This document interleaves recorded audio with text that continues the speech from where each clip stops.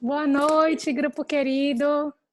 Estamos aqui mais uma terça-feira reunidos nesse encontro que acontece todas as terças nesse mesmo bate-horário. E esse grupo, ele é uma ideia original do Hamilton, que convidou muita gente que continua aqui no nosso coração para oportunizar aqui esses encontros, né? Então esse grupo de direito sistêmico, ele faz a leitura e nós debatemos e nós partilhamos sobre as obras que são democraticamente escolhidas lá no grupo do Facebook. No momento nós estamos fazendo a leitura desse livro aqui do Bert, Olhando para a Alma das Crianças. Hoje retomando no tópico 174, o tópico A Vida é Curta. Lembrando que quem vem nos acompanhando nessa caminhada, desde que o Hamilton criou esse encontro, esse grupo, o Renato Bertatti, a Alice, o Renê e o Marcos Castro, que hoje está aqui. E desde já, Marcos, receba a nossa gratidão por você estar aqui hoje conosco, nos acompanhando nesse momento.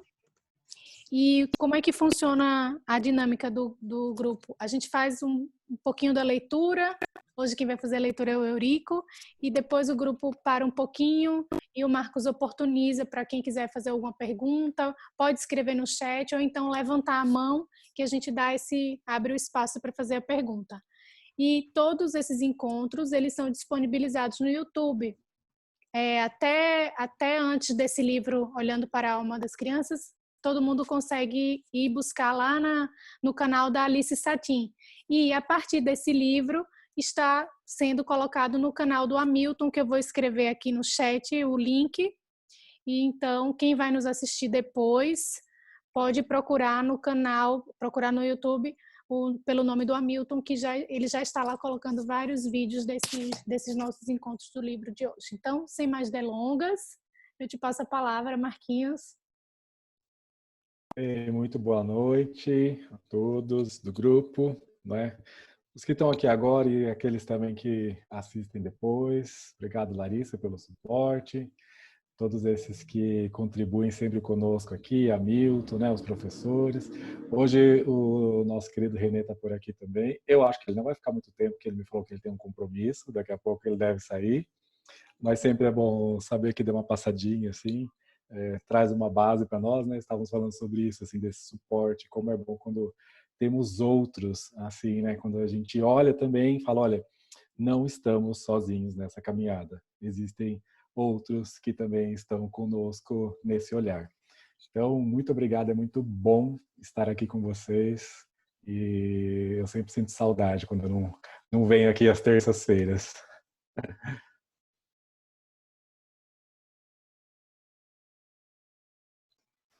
Aí eu não sei se ficou dúvida, Larissa, do encontro passado para esse, questão, não? Então, eu passo para você aí, se for a leitura, a gente pode começar.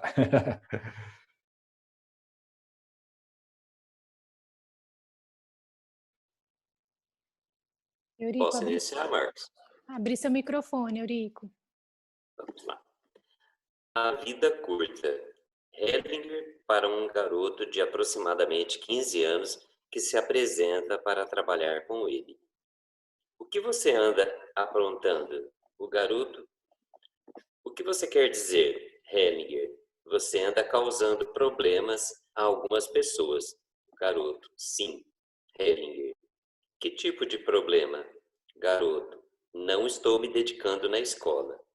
Hellinger. Você é preguiçoso. Eu também era, mas só quando pequeno. Eles sorriem um para o outro. Hellinger. Você não acredita? O garoto. Não. Hellinger. Para algumas pessoas, não vale a pena se dedicar na escola. O garoto olha para Hellinger curioso. Hellinger. Principalmente para aqueles que acham que não vão ficar velhos. O garoto fica sério e concorda com a cabeça. Hellinger. Por que deveriam se esforçar? Os dois se olham. Depois, o garoto olha para o chão pensativo. Hellinger. Quero lhe dizer uma coisa. Para morrer, não é preciso ir à escola. Todos são capazes disso sem ter ido à escola. O garoto concorda com a cabeça. Hellinger, já no caso da vida é diferente. Os dois se olham, o garoto concorda com a cabeça. Hellinger, feche os olhos. Imagine-se de volta à sua infância. Então você vai subindo a escada da vida. Cada degrau dessa escada é um ano. Você sobe até chegar ao degrau de agora. Após um instante, quantos degraus vê ainda à sua frente? O garoto fica sério. Garoto, 10. Hellinger, isso é pouco. O garoto balança a cabeça. Hellinger, 10 degraus é pouco. Para isso, não valem os esforços na escola. O garoto fica muito sério. Hellinger, vamos fazer uma coisa nós dois. O garoto concorda. Hellinger, mesmo? Hellinger, estende a mão ao garoto que a toma. Hellinger, de acordo?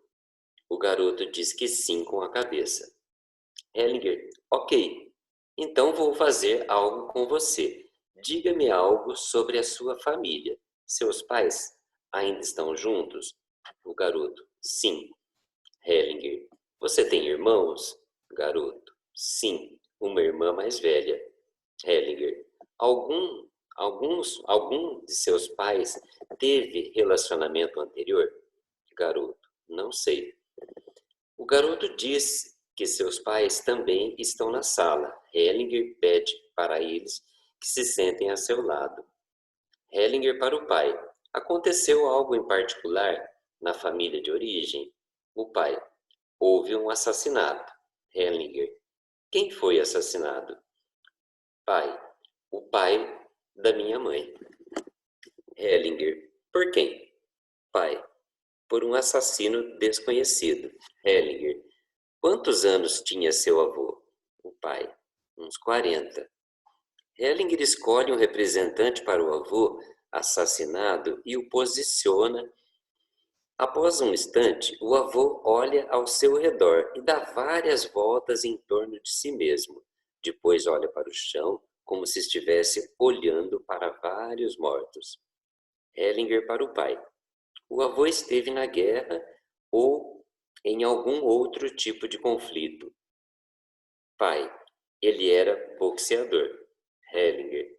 Houve alguma morte durante uma luta de boxe? Pai. Não. Hellinger. Ele está olhando para muitos mortos. Pai. Eu não sei se ele já matou alguém. Hellinger. Não estou dizendo que ele tenha matado alguém, mas está olhando para muitos mortos. Pai. Muitos dos seus filhos morreram cedo. Minha mãe tem 60 anos. Desde os 48, tem várias doenças estranhas. Hellinger. Vou tentar uma coisa. Hellinger escolhe 6 mulheres e as coloca deitadas no chão em frente ao avô. Após um instante, ele pede ao garoto que se deite junto com elas. O avô se ajoelha e quer tocar as mulheres uma após a outra, mas elas se desviam dele. Hellinger para o grupo. Vocês podem ver como essas mulheres têm medo dele? O avô se ajoelha diante da próxima mulher. Ele quer tocá-la, mas hesita. Hellinger para o grupo. O avô está com medo de tocá-la. Após um instante para o garoto, como você se sente aqui? Garoto, não faz diferença para mim. Hellinger, exato. Para quem encerrou a vida, não faz diferença. O avô continua se deslocando até a 6ª mulher. Hellinger pede ao garoto que se levante e se sente ao seu lado. Hellinger para a mãe. Aconteceu algo em particular na sua família? Mãe, não. Hellinger pede ao avô que se deite ao lado das mulheres mortas. Hellinger para o avô. Você está melhor ou pior aqui? O avô, estou um pouco mais calmo. Hellinger para os representantes. Podem se sentar. Obrigado. Em seguida, Hellinger posiciona o pai e uma mulher à sua frente. Hellinger para essa mulher. Você é o segredo dessa família. Após um instante, o segredo se vira e dá as costas para o pai. O pai dá um passo para trás, depois mais um. Hellinger para o pai. Você sabe o que é o segredo? Pai. Acho que é minha mãe. Hellinger. O que aconteceu com ela? Pai. Acho que ela não tem vontade de viver. Hellinger. Sei. Hellinger conduz o pai para diante do segredo, sua mãe. Hellinger para o pai. Olhe para ela e diga: por favor, fique. O pai está bastante comovido e hesita. Depois olha para o chão. Hellinger, após um instante, diga: pai, por favor, fique. Ele e a mãe se olham longamente após um instante. Hellinger leva a mãe para o lado, afastando-a do filho. Hellinger para a mãe. Como você está aqui? Mãe. Melhor. Hellinger pede ao pai e à representante de sua mãe que se sentem. Hellinger para o garoto. O que há com você agora? Garoto. Estou me perguntando o mesmo. Hellinger para o grupo. Não podemos avançar. Existe um segredo. Para o garoto, vou lhe propor uma coisa. Haja como se tivesse apenas 10 anos para viver. Garoto. Como? Hellinger. Você é quem sabe como. 10 anos. Você já pode começar. Garoto. O que significa isso? Hellinger. Haja como se você tivesse apenas mais 10 anos. O garoto pensa longamente e fica inquieto. Hellinger, após um instante para o garoto. Olhe para seus pais e diga a eles: vou viver por pelo menos mais 10 anos. O garoto olha para os pais: vou viver pelo menos mais 10 anos. Hellinger. Vou me comportar como se tivesse pelo menos mais 10 anos. Garoto. Vou me comportar como se tivesse pelo menos mais 10 anos. O garoto e seus pais se olham longamente. Depois o garoto desvia o olhar deles. Hellinger para o garoto. Olhe mais uma vez para eles e diga: vocês não precisam se preocupar. Garoto. Vocês não precisam se preocupar. Hellinger. Por pelo menos 10 anos ainda estarei fazendo alguma coisa. Garoto. Por pelo menos 10 anos ainda estarei fazendo alguma coisa. Hellinger. Talvez até algo com o que vocês possam se alegrar. Quando começa a falar, o garoto para de repente e começa a rir. Seus pais também riem. Hellinger. Ok, vou parar por aqui. Para o garoto. Tudo de bom. Segue, Marquinhos. Vamos seguir porque acho que ele ainda vai falar assim, relacionado a essa constelação. Uhum. Abençoe-me se eu continuar vivo. Hellinger para o grupo. Gostaria de fazer mais um comentário geral.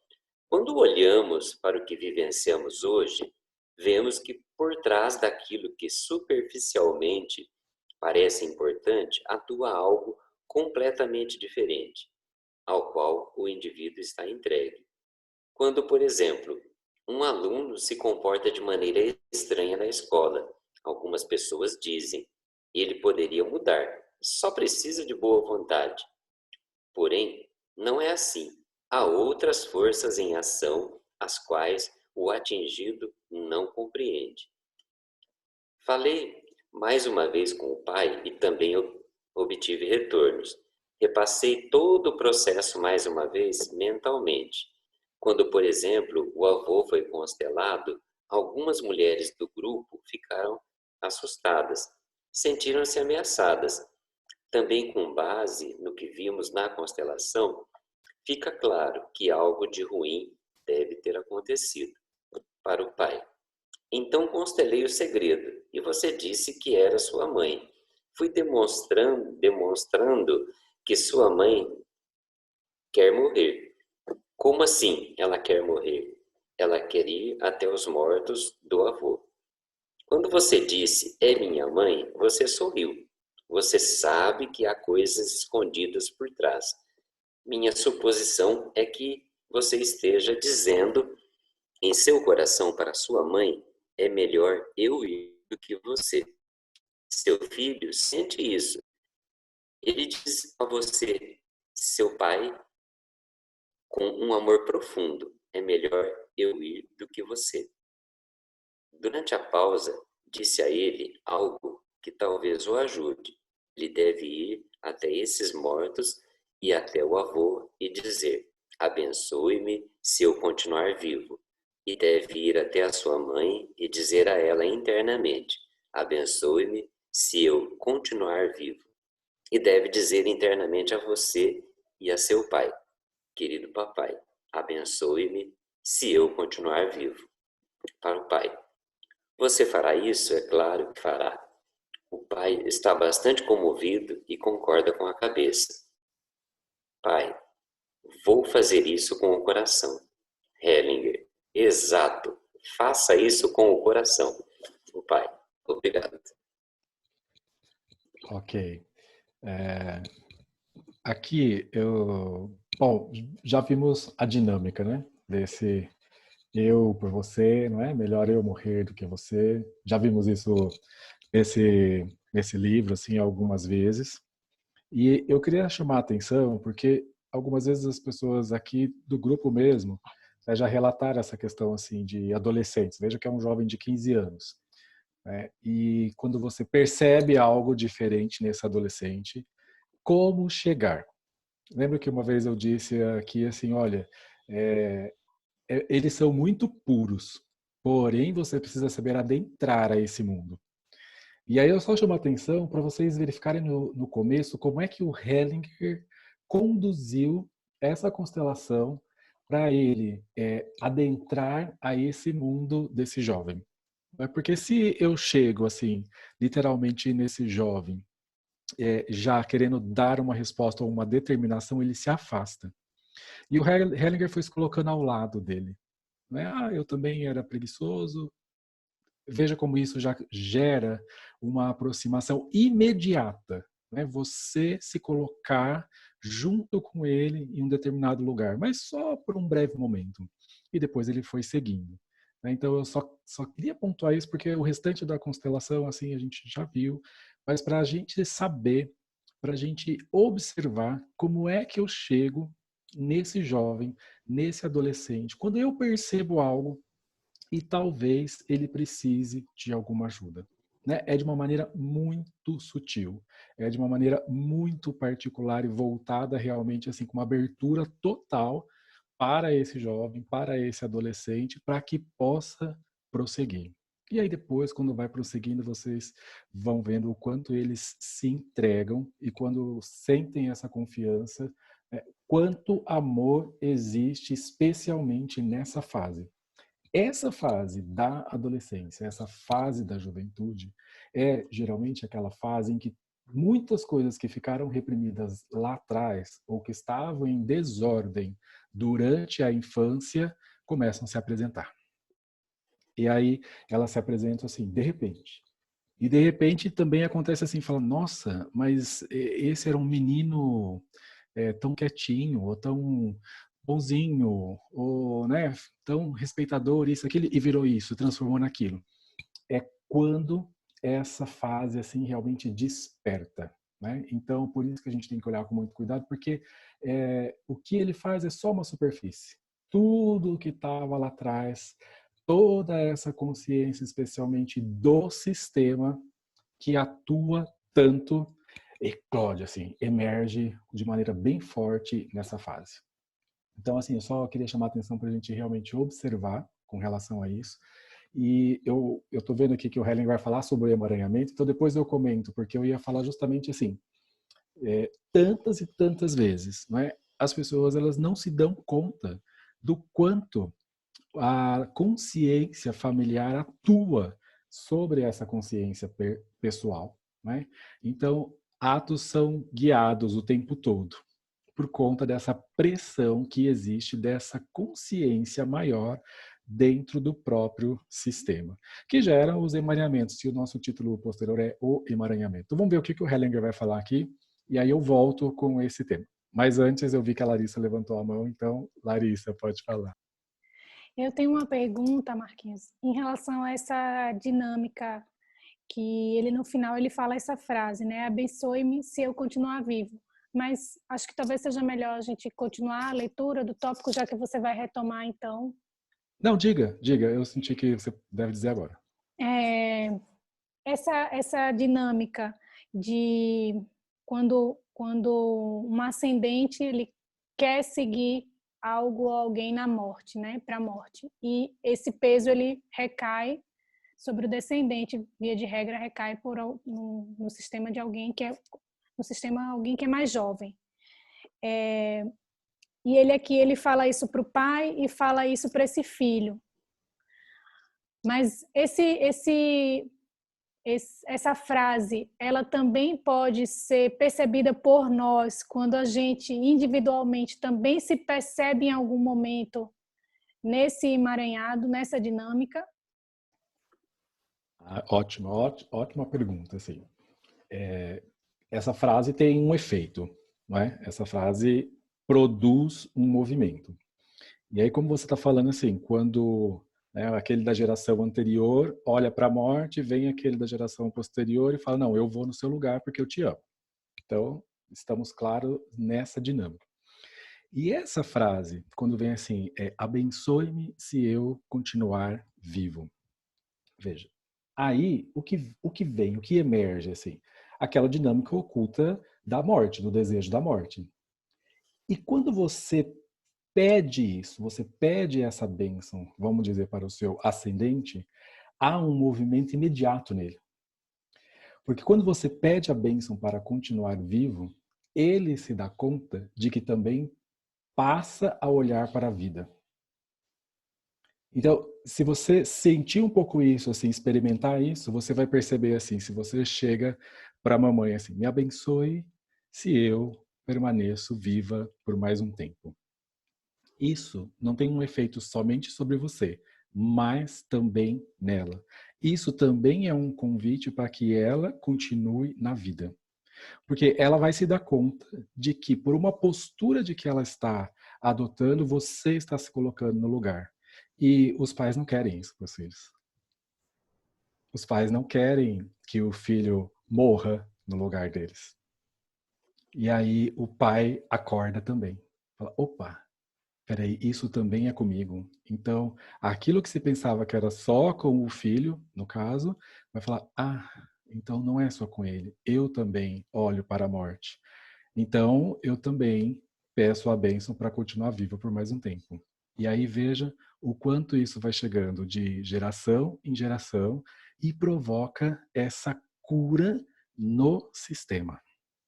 Então, essa eu acho uma frase muito bonita, porque assim é de uma humildade, de que você se coloca no seu lugar de filho quando você pede algo e você pede a bênção, você pede essa autorização para permanecer vivo e desfrutar de tudo que a vida possa lhe oferecer.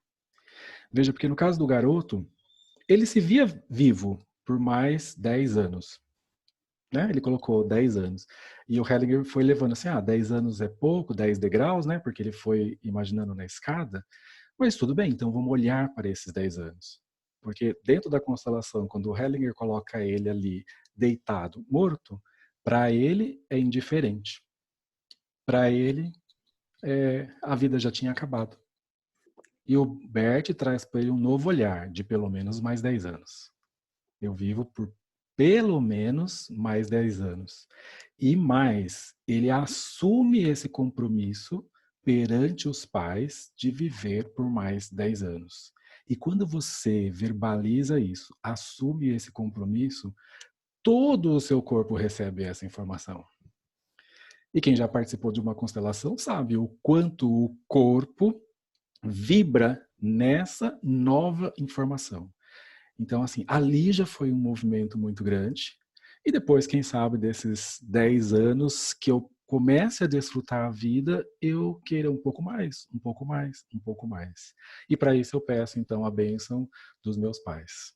E aí eu chamo os meus pais para desfrutarem da vida também um pouco mais. Essa é uma visão um pouco geral que eu posso passar, assim, nesse momento, com relação a isso. Isso chega até você? Chega sim. E tocou bem fundo também quando você falou que há uma grande humildade.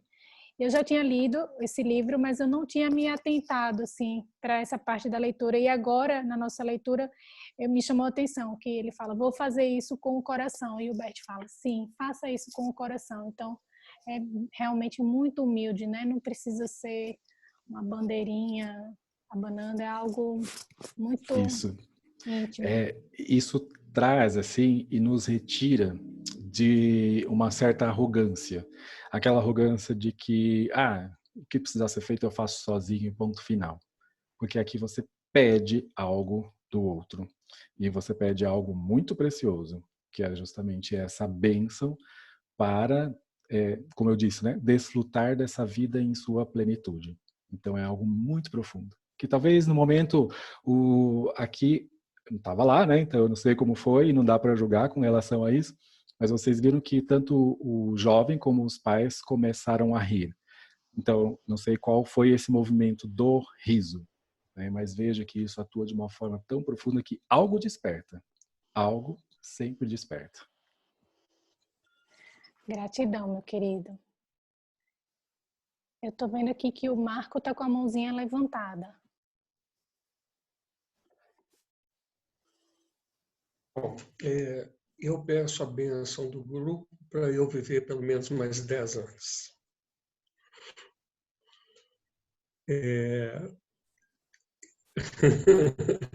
Tá bom, obrigado, Larissa, por 20. Amanhã eu completo 60 anos. Né? E da quarentena, acho que todos nós estamos vivenciando como pescadores, como bombeiros, policiais, né? A gente está todo dia fazendo as nossas coisas e imaginando aí a possibilidade de adoecer e morrer, né? Eu acho que nunca a questão da morte esteve tão presente na nossa consciência, quem não situações de risco, né? Porque as pessoas que trabalham arriscando a vida diariamente, elas têm essa consciência mais presente. Acho que todos nós estamos vivenciando aí um momento como esse. E essa leitura aí, nesse ponto, quando estava falando da morte, né? Isso me tocou muito hoje, né? Hoje, durante o dia, eu estava muito nessa reflexão, né? Sobre chegar aos 60 anos de idade, sobre tudo que vivenciei, sobre o tanto que eu ainda quero, né? Fazer, desejo fazer. Então, é muito importante esse movimento. Eu achei muito importante isso. E o que o Marcos falou da abordagem com o adolescente, quando eu ouvi a leitura, né? Eu também fui preguiçoso. Eu lembrei de um atendimento que eu fiz de um jovem de 18 anos, que após o massacre de Suzano, fez uma brincadeira na página dele, dessas redes sociais, não lembro qual, dizendo: vou fazer uma brincadeira. Se pai eu for preso, por favor, me ajudem. Vou fazer. Aí ele colocou a máscara, uma faca e um revólver. E no meme que ele criou, Leopoldo de Miranda, segunda-feira tem. que era o nome da escola. E ele foi preso, houve todo um movimento de culpabilização dele, e eu me ofereci para a família para fazer a defesa dele. Eu fui mobilizado para isso. Fiquei o dia inteiro com ele e o pai no escritório. Aí eu vi o pai nervoso, eu tinha ouvido o diretor, mas ninguém até então tinha ouvido o garoto.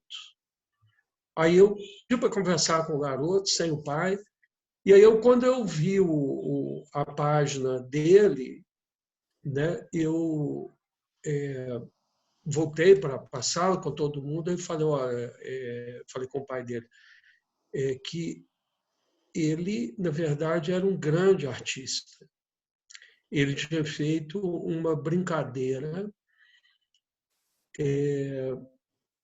trabalhando a questão da censura, né? Porque essa questão. Aí, quando eu falei que, na verdade, ele era um grande artista, esse garoto se iluminou. Ele falou, primeira vez que alguém me escutou, primeira vez que alguém me entendeu. Foi muito forte isso, né? E acabou que eu fiz a defesa dele do jornal francês, né? Quer dizer, se éramos todos Charlie, por que não poderíamos ser todos o nome do garoto, que eu não vou falar para não expor, né? Então, assim, e é exatamente isso que você falou, Marcos, da gente no campo, né? No campo dele. Foi muito forte e eu não tinha ainda, eu já estava até formado, né, como facilitador de constelações, mas eu ainda estava tolhido no exercício disso enquanto advogado. Aí, essa semana, eu vi o Sam Storch falando, se eu fosse advogado, eu constelava, numa das aulas lá do Inovar. Então, achei ótimo ouvir isso, né? Da questão da gente ampliar aí as possibilidades.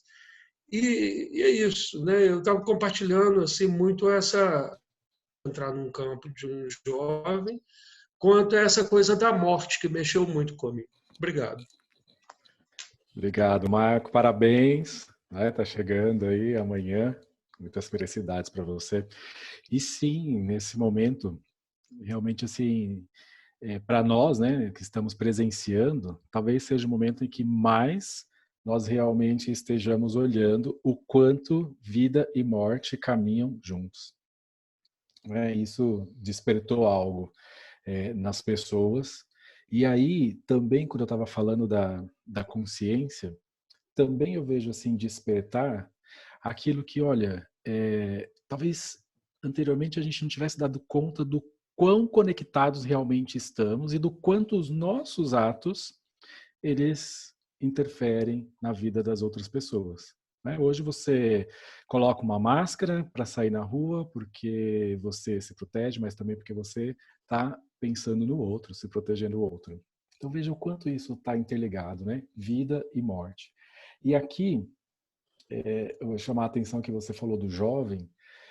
Muitas e muitas vezes, principalmente dentro das escolas, olham para o jovem com esse olhar assim, é só ele se esforçar, se ele quisesse, ele poderia fazer diferente. Quando a gente vem para essa análise sistêmica, para esse olhar sistêmico, e a gente entra nas consciências, e a gente entra na consciência do grupo, na consciência da família, a gente começa a entender, e a gente pode olhar para esse jovem assim, nossa, talvez ele não possa ser diferente do que ele é. Talvez ele não tenha a permissão para fazer diferente do que ele está fazendo agora, do que ele está apresentando agora. A gente tem uma compreensão um pouco melhor. Por quê? Porque justamente ele pode estar emaranhado com algo do seu sistema. E aí, Larissa, quando vem essa frase aqui também, né? Por favor, papai, por favor, mamãe, me abençoe se eu permaneço na vida um pouco mais. Então, isso traz a consciência desse assim, eu tenho algo que pertence a mim, meu pai e minha mãe têm algo que pertence a eles. Então, sabe essa separação? né? Porque o emaranhamento é assim, eu estou ali vivendo algo que não é meu, por amor, né? Ainda que seja para morrer, eu morro no seu lugar. E aí, quando eu peço isso do outro, do qual eu estava emaranhado, eu me separo desse outro e eu vejo esse outro. E o outro também pode me ver. E aí, cada um de nós dois pode seguir com aquilo que pertence a cada um. Então, essa frase também é esse desvincular-se desse emaranhamento. Então, isso é só um comentário também para que o Marco trouxe tudo isso. O Eurico quer fazer uma pergunta que eu vi que ele levantou a mão. Eu gostaria de ilustrar um pouco essa fidelidade que a gente percebe nos adolescentes, nas crianças, esse amor incondicional que o Bert Hellinger falava aos pais, aos sistemas familiares, né? Eu participei de uma audiência concentrada há alguns anos atrás, uns 4 anos atrás, e essa audiência concentrada ela é feita basicamente para se levar informação para o menor de que ele não tem mais chance de ser adotado. E, no caso, era uma menina. Ela já vinha de um quadro de abandono desde da infância, o conselho tutelar foi lá, resgatou a criança, levou ela para a casa de acolhimento que nós temos na cidade, ou seja, ela viveu toda a grande parte da vida dela, ela viveu nessa casa de acolhimento ao menor. E foi muito interessante essa audiência concentrada, onde eles juntam psicólogos, advogado, pessoal que trabalham nesses movimentos de acolhimento, esses movimentos da oficina de pais e mães, de pais e filhos, toda a rede, né? Concentra-se a rede para participar dessa audiência, e a audiência tem uma finalidade de dizer para a criança que ela não tem mais chance de ser adotada, porque ela já estava com 14 anos. E aí, quando a juíza abriu os trabalhos e começou a falar, ela virou para a juíza e a menina, assim, muito altiva, assim, muita presença, ela virou para a juíza e falou: por que eu não posso? Por que eu não tenho direito a ter uma família? A senhora teve uma família, por que eu não tenho direito de ter a minha família? Eu quero sim ser adotada, posso sim, não me lembro bem as palavras. E a partir dessa fala dela, e juntando o pessoal da rede de acolhimento que a gente constrói aqui no município, a gente fez todo um trabalho de acolhimento para ela. Ela passou a ter uma dificuldade muito grande em ficar na casa Arco-Íris, onde era o lar que ela ficou a maior parte da vida dela. Ela começou a fugir. E todas as vezes que ela fugia, ela ia em direção à mãe, procurar a mãe. A mãe tinha um histórico muito difícil, o pai, nessa época, estava preso, né, por tráfico. A mãe vivia de prostituição e a menina foi tirada dela, né? Ela, inclusive, perdeu o pátrio poder também. Por quê? Porque ela expunha a criança com 7 anos de idade, a menina com 7 anos de idade, à prostituição. Então, aí, todo o decorrer do processo, a doutora Renata, que é a juíza aqui, acabou também destituindo o pátrio poder. Mas, assim, tudo que foi feito, quando a gente viu que ela não mais conseguia ficar na casa, a gente fez mais alguma coisa, juntou várias pessoas que faz parte da rede, arrumamos um lugar para ela ficar, um apartamentinho muito simples, pequeno e tal, mas aqui, olha, é o seu espaço para ela ficar, mesmo ainda ela não tendo os 18 anos de idade. Mas não tinha jeito, porque ela não ficava mais no abrigo. Ela queria fugir em direção à mãe, e a mãe rejeitava a criança, a adolescente já. E aí, mesmo assim, numa casa que o pessoal mobiliou, obviamente, doação, peças usadas, mas ficou uma casa mobiliadinha, com televisão, com fogão, geladeira, tudo certinho. Aí um belo dia ela juntou tudo, pôs numa caminhonete, foi atrás da mãe novamente. Ela só não foi atrás do pai, só não seguiu o movimento de seguir o pai, porque ele estava preso, recolhido, então não era possível. Mas foi em direção à mãe novamente. Então, isso é a gente presenciar, tudo isso que a gente lê aqui, é a gente constatar na prática como funciona. Muito interessante isso. Achei que era bem pertinente trazer para compartilhar com as pessoas. Eurico, muito obrigado, assim, porque isso, como você disse, assim, para ilustrar, ilustra muito bem esse movimento do filho em direção aos pais. Né? Já falamos até sobre filhos adotivos também. E veja, assim, quando a gente faz esse olhar mais amplo e esse olhar sistêmico, assim, quando você estava falando, estava escutando, assim, e deixando que isso tocasse aqui em mim também, e você falando da menina, né, que já estava com 14 anos, e, assim, imediatamente me veio algo assim, essa menina, ela não quer ser colocada numa família substituta.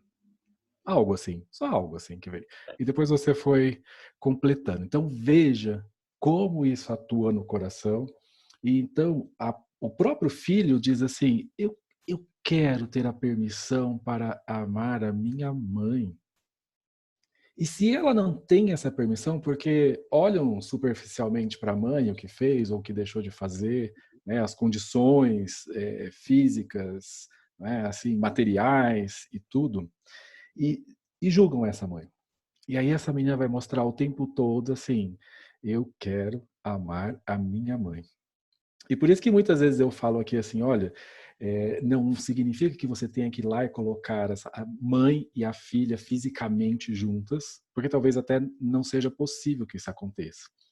Mas também dentro dessa instituição, também dentro desse poder judiciário, de todos que atuam ali, olhar para essa mãe e deixar esse caminho aberto no coração. Eu falo isso um monte de vezes, e você está trazendo justamente assim, olha, é isso, é deixar que essa filha tenha no seu coração o caminho aberto até a sua mãe e até o seu pai. Porque senão, insistentemente, ela vai buscá-los. E vai mesmo, vai sair, como você disse, assim, vão providenciar tudo, como, né, o conforto que poderia ser providenciado naquele momento, e ela vai largar tudo isso para ficar na rua. Sim. Para ter um pouquinho da mãe e do pai.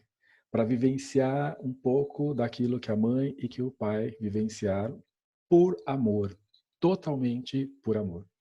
Então, essa é muito interessante, porque esse vínculo, claro, é muito forte, não se dissolve, né? E as crianças, né, jovens, os adolescentes, os filhos, eles buscam, sim, os seus pais e querem amá-los da forma que eles são. Isso é o resto que a gente vê na superfície, que o filho, não quero, ele me deixou, ele brigou comigo, ele isso, ele aquilo. É só aquela superfície. Lá no fundo, esse filho tá assim, mamãe, como você me faz falta. Papai, como você me faz falta. E tudo que eu queria era estar com vocês nesse momento. É bem assim. É bem assim. Aí a gente percebe, nesse caso, a importância do direito sistêmico, porque o nosso direito positivado mandou que tirasse, inclusive, o pátrio poder, quer dizer, o nosso direito positivado, ele foi lá e retirou mais ainda esse direito da criança amar a mãe, né? Assim, em algum momento, por conta da lei, isso possa vir a acontecer. Daí, Larissa, defensora aí, me ajuda. Porque, assim, eu imagino que na tua profissão, assim, quando você olha para isso, não seja tão fácil, assim. Agora, o que precisa haver? Esse reconhecimento dessa mãe biológica, desse pai biológico, e deixar esse caminho aberto. Porque senão o filho vai mesmo, vai querer buscar o tempo todo. E é muito interessante com os filhos. Às vezes eu faço uma brincadeira aqui com os nossos filhos aqui em casa, assim, só para dar uma testada, né, como que tá, como tudo tá andando, assim, nesse sentido de que muitas vezes os filhos falam, ai, pai, né, o pai vai abraçar assim, fala, ai, não quero, Ah, pai, não me busca aqui não, busca ali uma quadra antes, porque senão eu vou pagar mico lá com os meus amigos da escola. Ah, pai, que história é essa? Eu te amo. Tem isso ou não tem? Com os jovens, com os Já adolescentes, né? passei por isso. É. Então aí eu pego e chamo eles assim aqui e simplesmente abraço. É que agora eles já sabem, né? Mas eu pego e abraço. E aí, rapidamente assim, eles vão tentar sair desse abraço. Assim, aí eu seguro. Aí eles tentam sair de novo. Aí eu seguro. E eu procuro deixar assim que o coração fique bem próximo do coração dele, os corações juntos assim. E aí de repente eles vão se acalmando e a gente fica um tempo abraçado, fica um tempo abraçado, um tempinho abraçado e depois ele pode seguir. Mas inicialmente, né, aquele movimento inicial é, ai pai, me solta, né? Agora eles já até falam, lá vem, né? Lá vem de novo, assim, porque às vezes eu chamo, às vezes eu tô deitado assim, eu chamo, filho, vem aqui. Eu faço isso mesmo, porque, olha, isso é curativo. Tem até uma terapia do abraço, mas eu não tô nem seguindo terapia do abraço, não, assim. Mas isso cura movimento interrompido. E agora, nesse período de pandemia, tomem cuidado também, porque assim, estamos em casa, mas verifique se vocês estão juntos. Ou se mesmo estando em casa, isso talvez tenha trazido uma separação ainda maior. Porque o filho vai com o celular para o quarto dele, o outro vai jogar videogame lá na sala, você tem o seu teletrabalho para fazer, e assim vai, né? Todas as atividades. E aí, aqueles momentos que os filhos... Porque assim, quando os filhos saem da escola, eles saem assim, cheio de vontade de contar algo, porque eles tiveram várias experiências ali, né? E talvez agora eles não tenham isso. Por exemplo, agora nesse momento os nossos filhos aqui estão de férias, né? A escola antecipou férias.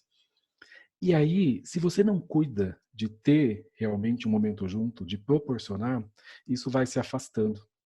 E se o filho vê você assim trabalhando dentro de casa, isolado, vem aquela informação assim: eu estou sendo deixado. E aí cada vez isso vai gerando um distanciamento maior. E aí quando a gente dá simplesmente esse abraço, 3 minutos, 5 minutos, eu seguro mesmo. Eu vou segurando mesmo, assim. Vou Genial. ficar. Você fica ali, você percebe nesse jovem, nessa criança, nesse adolescente, o quanto isso acalma. O quanto vai serenando. E até o momento assim que, agora esse abraço, ele se solta naturalmente, assim. Né? Não precisa nem segurar mais e nem precisa forçar mais nada. Foi o suficiente. E aí ele pode seguir o caminho. Tem várias coisas que a gente faz aqui, assim, que aos poucos eu vou falando, mas essa é uma delas. Depois Genial. eu conto do olhar. Um outro dia eu conto do olhar, como que é o olhar. Porque é da garrafinha também. Da garrafa. A da garrafa depois se transformou no churrasco, ó, já. Olha como foi uma etapa a mais. A gente já ficou sabendo do churrasco também. Agora vamos querer saber do olhar depois. Pode seguir? Por favor, Eurico. O emaranhamento. Hellinger para o grupo. Estamos vinculados ao destino de nossa família ao longo de várias gerações passadas. Quando nos deparamos com pessoas que, de acordo com a nossa compreensão, comportam-se de maneira estranha ou fazem coisas ruins, sabemos que estamos vinculadas a algo que não compreendem. Então olhamos para além deles e, sem intervir, respeitamos o seu destino especial. Quando respeitamos esse destino sem querer fazer nada, eles ganham força. Muitas vezes temos a ideia do livre-arbítrio humano. Possuímos o livre-arbítrio, mas apenas limitado. No que diz respeito às coisas grandes, como a vida e a morte, são outras forças que regem. O que podemos fazer então? Nós nos entregamos a essas forças também com relação ao nosso destino. Depois entregamos-nos a essas forças. Às vezes podemos ajudar outras pessoas, mas em sintonia com elas. Então, diminui o trabalho dos professores, o trabalho dos pais e as crianças se sentem melhor. Por trás de tudo está uma grande confiança de que, no final, tudo se una e que as distinções que fazemos entre bem e mal se desfaçam no final. Não há mais bons nem maus, apenas pessoas.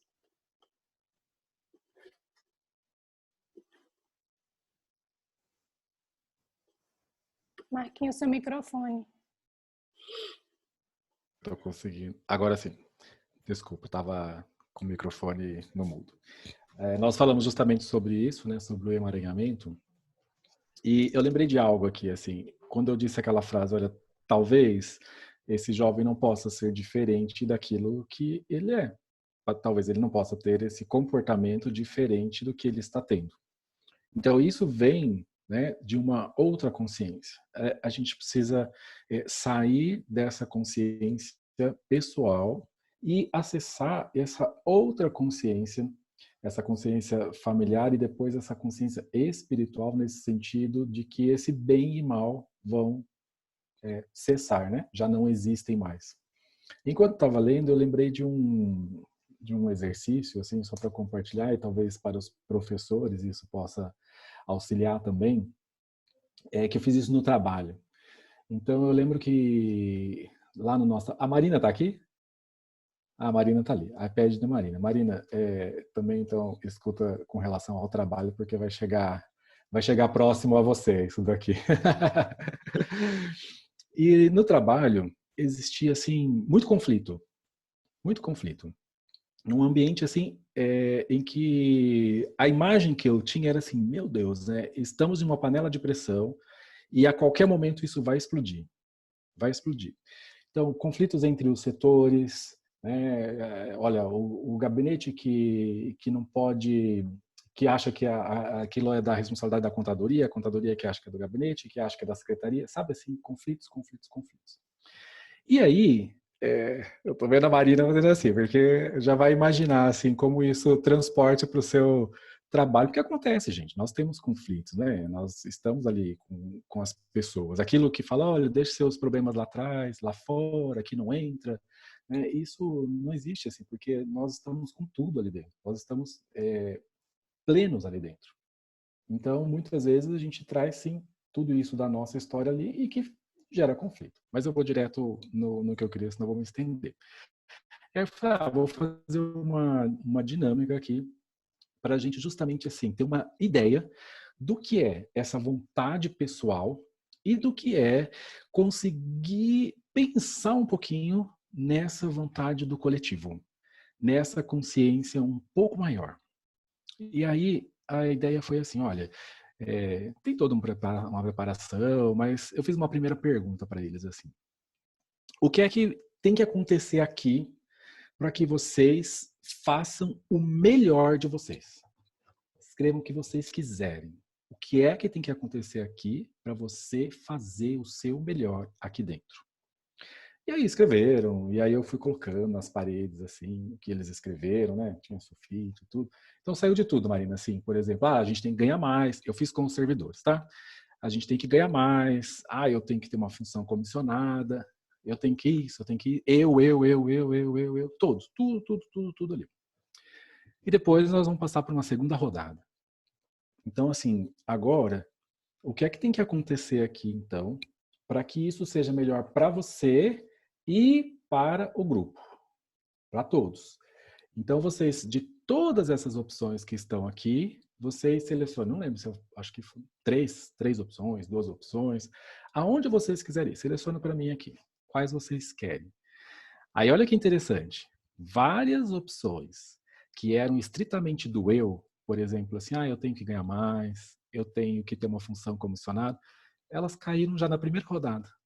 Eles escolheram outras.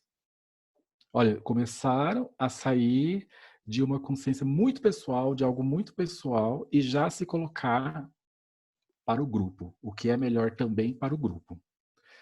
Aí depois teve uma terceira rodada. Agora, dessas 3 que vocês escolheram, todos vocês, juntos, vão apresentar uma. O que é que você tem que fazer para que seja melhor para você, melhor para o grupo e melhor para a instituição aqui como um todo? Então, percebam, cada vez ampliando um pouquinho mais o olhar. Então, melhor para a instituição, melhor para o judicionado, melhor para todos. Então, aquilo assim, de tentar levar o que é bom para mim, é bom para todos. Sabe? Isso é algo muito precioso, assim, e que exige de nós mesmos, assim, sair daqueles movimentos mais reativos, instintivos e elevar essa consciência. Então, o que é melhor? Então, veja, o que é que precisa acontecer aqui para que você faça o seu melhor, para que seja o melhor para o grupo e para que seja o melhor para a instituição como um todo? Eu jamais iria imaginar a opção que eles me trouxeram. Sabe qual foi a opção? E aí eu falo para a Marina, porque eu sei que ela está junto aí dentro do Poder Judiciário, mas eu já sei que tem outros aqui. Eles trouxeram assim para mim, Marina. O que deve acontecer para que eu faça o meu melhor, que é melhor para o grupo e que é o melhor para a instituição, é que o magistrado esteja mais presente na secretaria. Quando é que eu ia imaginar uma dinâmica oculta como essa ali dentro? E a partir dali, eu tenho uma pista, eu tenho um caminho. Ah, é isso? Então, eu também posso olhar de forma a atender isso. E realmente, na época, né, trabalhando com um magistrado muito legal, muito bacana, que tem muito serviço, entrava no gabinete, ia fazer o trabalho, saía do gabinete e ia embora. E muitos momentos lá atrás, esse mesmo grupo ali, eles não tiveram magistrados lotados ali naquela unidade.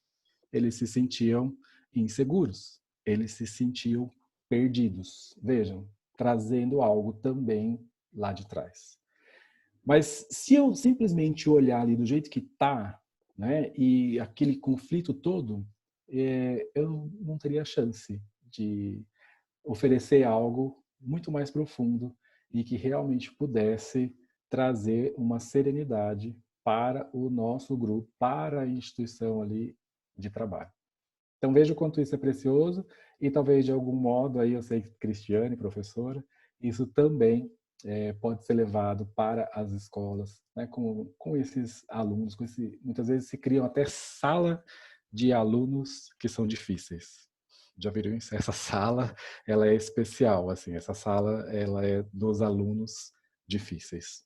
E aí a gente pode trabalhar de uma forma bem mais profunda. Então, só compartilhando com vocês isso.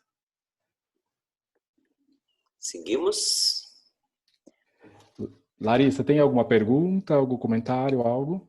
Tem alguns comentários e tem uma pergunta justamente da professora Cristiane.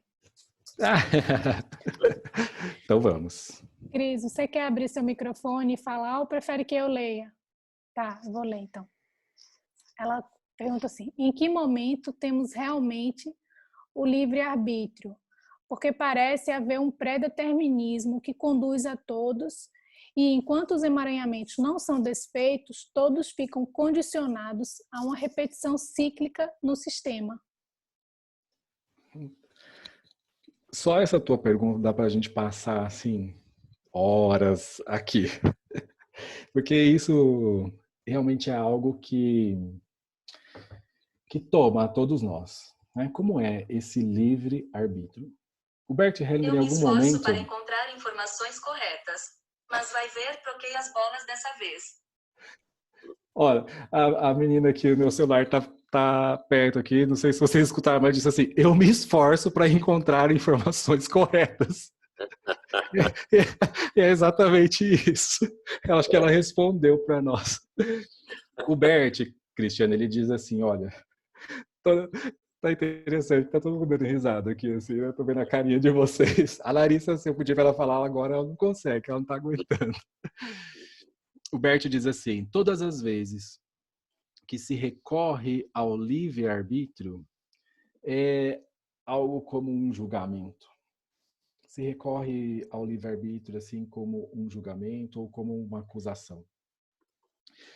Então, esse livre-arbítrio mesmo, dessa forma que a gente fala, eu livre, seria exatamente isso que você falou. Então, eu teria que estar sem nenhum emaranhamento, né? Consciente de tudo, e não é assim que funciona. Né? Porque eu só tenho que dizer, quando você sai de um, você cai em outro, sai de um, cai em outro, sai de um, cai em outro. Então, quando você falar assim, agora não tenho mais nada, cuidado, né? Porque, assim, essa é a dinâmica da vida, esse movimento, e realmente é dinâmico, né? Então, isso se movimenta o tempo todo. Então, esse livre-arbítrio talvez alcance, assim, muito rapidamente, né? E isso deve vir de algo, assim, de um profundo centramento. Mas ele é muito passageiro. É algo que se revela, como a gente coloca aqui, é algo que se revela rapidamente e depois se esconde. Então, assim, são esses flashes que vêm até nós. Mas esse livre-arbítrio que a gente está acostumado a escutar como, não, você tem livre-arbítrio, isso não é bem assim. E nós vemos aqui, assim, o quanto os emaranhamentos conduzem a determinadas ações. Né? E por isso que eu disse hoje, assim, talvez essa pessoa não pudesse ter feito de forma diferente. E aí vem outra e fala, não, ele tem o livre-arbítrio, ele poderia matar ou não, ele poderia fazer isso ou aquilo, ele poderia... E quando a gente vê nessa visão sistêmica e sabendo de toda a influência dessas consciências, principalmente dessa consciência familiar que atua em nós, em cada um de nós, não é? Nós vemos o quanto nós somos conduzidos, né? Sem ter a consciência. Alguém até colocou ali assim, Freud fala em 5%. E aí também ele fala da questão do inconsciente, né? Justamente desse escuro. Esse final de semana, a Cláudia Boatti, conhecem? Que ela traz aqueles movimentos essenciais. E aí, só porque eu falei de consciente, e ela tem uma imagem que eu acho muito legal, eu acho muito bacana, assim. Porque você fala assim, poxa vida, mas quer dizer que o inconsciente rege, então como eu faço? E ela dá mais ou menos um exemplo assim, olha, é como se você entrasse num quarto, e vamos colocar um quarto um pouco escuro, assim, né? Porque daí inconsciente, já para a gente não ter uma visão clara, assim. E nesse quarto tem, assim, um monte de gatinhos. E aí quando você entra, esses gatinhos, que são bem ariscos, se escondem todo. Se esconde. E você sabe que ali tem algo, mas você não sabe sequer o que é. Ele se escondeu. E de repente, você fica um pouco ali parado, aí algum gatinho assim, dá uma olhadinha, e aí você fica cada vez mais quieto, você fica só ali, presente naquele momento, aí algum gatinho curioso começa a sair. E chega mais perto de você, de repente vem mais um, e você continua ali, quietinho.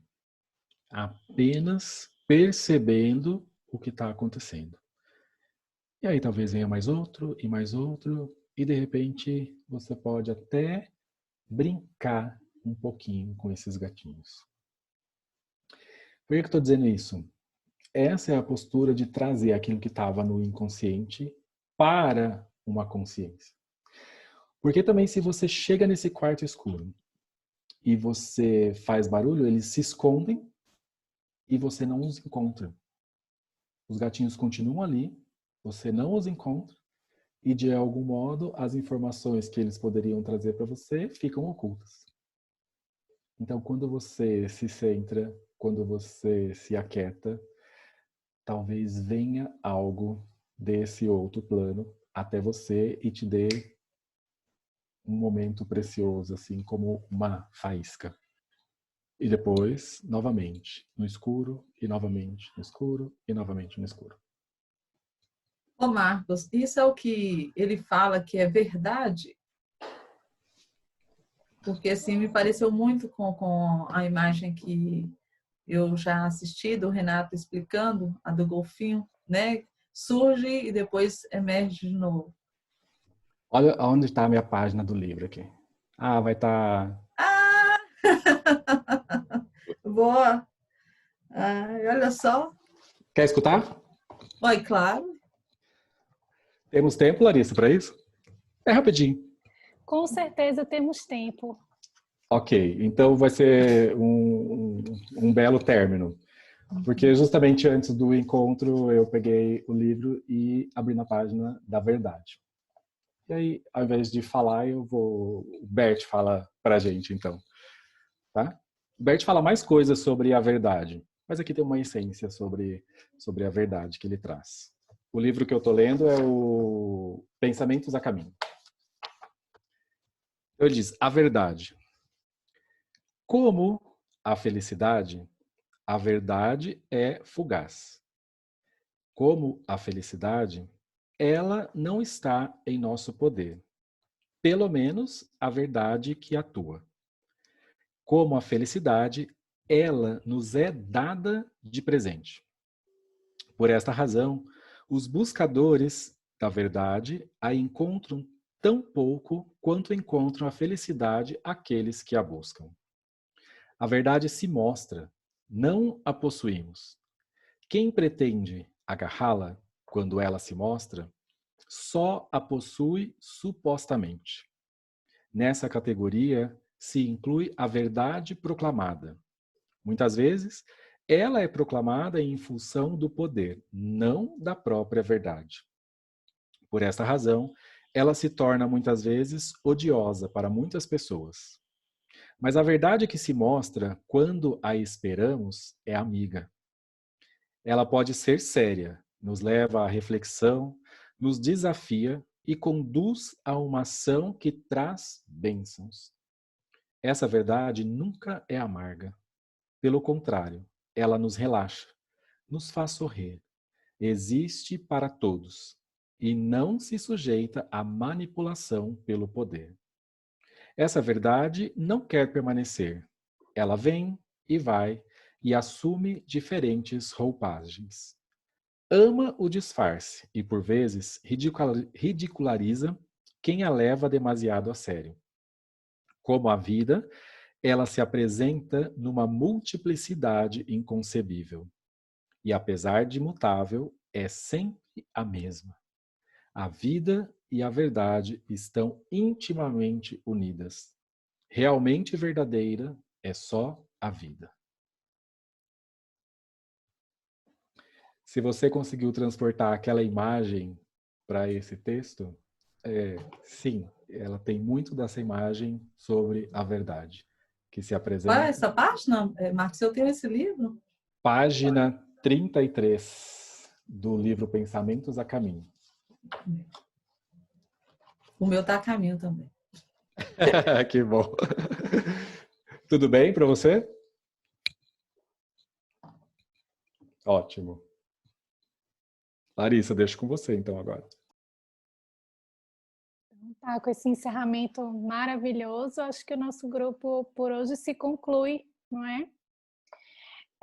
Só quero registrar aqui nos comentários que o grupo te parabeniza, Marco, pelo seu aniversário. O pessoal fez, não sei se você estava prestando atenção, mas o pessoal fez coraçãozinho, parabéns, bateu palmas na linguagem de Libras, então receba nosso carinho e bênçãos e bendições e muita saúde, tudo de bom na sua vida. E a Valéria deixou dicas aqui de filme e série que tem a ver com a temática que ela foi se lembrando que tem a ver com a temática do que a gente conversou aqui. Todos na Netflix. Anne com E o outro é um filme 18 Presentes. Então, registrando aqui, porque esses comentários não ficam, né, não vão lá para o grupo no YouTube, então a gente deixa aqui bem registrado. E te agradecemos, Marquinhos, por esse encontro maravilhoso de hoje, e o Eurico pela leitura, e até a próxima terça, então.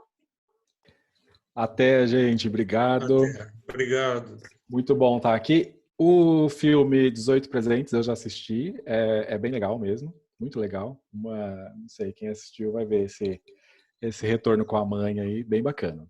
O outro eu não assisti, não posso falar. É uma série, vale a pena. Eu já assisti os dois, é muito legal. Ah, ótimo. E por falar em Por falar em filme, ontem eu assisti o Anne, Encontro de Vítima e Perpetrador. Muito interessante. Está na Netflix também. É muito forte, porque o enredo é de um homem que tem um romance com uma menina de 13 anos. É muito forte isso. E eu percebi exatamente assim, vítima e perpetrador se olhando. Achei muito forte, muito um objeto de estudo interessante. Anne. Esse grupo também é dicas, né, cinematográficas. Então, pessoal, até a próxima terça. Obrigada a todo mundo que está aqui. Um beijão, se cuidem. Até lá. Beijo, beijo. Valeu, gente. Beijo. Boa Valeu. semana. Até mais, gente. Valeu.